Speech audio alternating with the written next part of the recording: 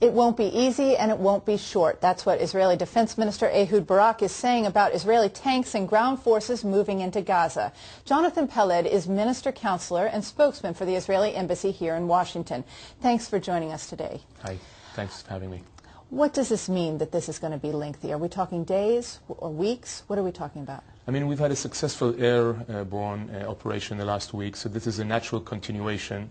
Obviously, we knew that it would have to be coupled with a ground operation. We have to continue striking and destroying the Hamas infrastructure, getting to the launching pads, the ammunition storage rooms, where they produce the rockets and manufacture them, all with the same purpose of really curbing their capability of launching more missiles to the south of Israel. But you and I both know, Yoni, that going into Gaza is easy. Getting out of Gaza is never easy. It sounds like what you're saying, if you're going after ammunition, rocket storage, those rockets are being stored in mosques, as we know. That means going into Gaza City. Is the plan at this point to go into Gaza City? I can't really go into the operational details, but the idea is really not to reoccupy Gaza. I mean, definitely we do not want to reoccupy Gaza. So I think we will see here different kinds of measures which were taken, shorter, longer, in order to try and really get our hands on the vast majority of those centers from which they're still firing rockets. We received over 14 rockets just in the last few hours. So we really have to make sure that we continue to put pressure on Hamas, because we have to deter them and get them out of our sight. And those rockets came through tunnels that essentially came through Egyptian territory, and the Rafah tunnels in southern Gaza.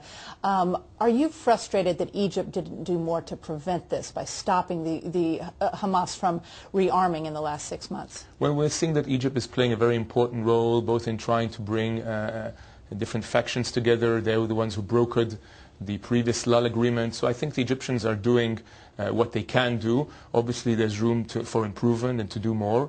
We ourselves destroyed some of those tunnels in these recent days through air operations. And obviously, any kind of new situation, which is basically where we're trying to reach a new equation, a new and better security situation, a more stable one, has to include letting or not enabling Hamas to rearm itself, to continue producing rockets, to smuggle in things from Egypt or from the sea, not only to stop its rocket fire towards Israel. Aren't you concerned that you won't have enough time to do what you're setting out to do? We always see in these situations that eventually the international pressure catches up with you, the UN Security Council resolutions begin mounting, and the pressure begins. Are you feeling any pressure right now?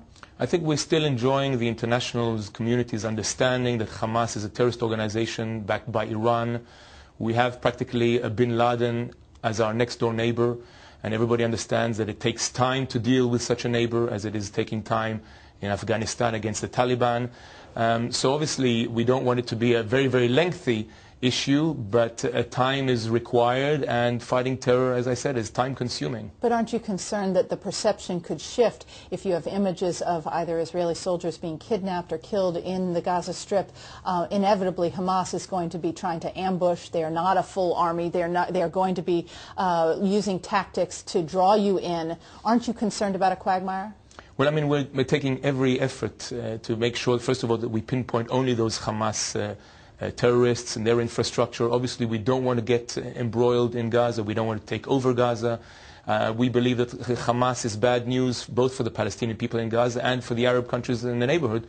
We'll make every effort to try and bring a new situation, a new deterrent strength into the region. Okay, thank you very much. Jonathan Peled, spokesman for the Israeli Embassy.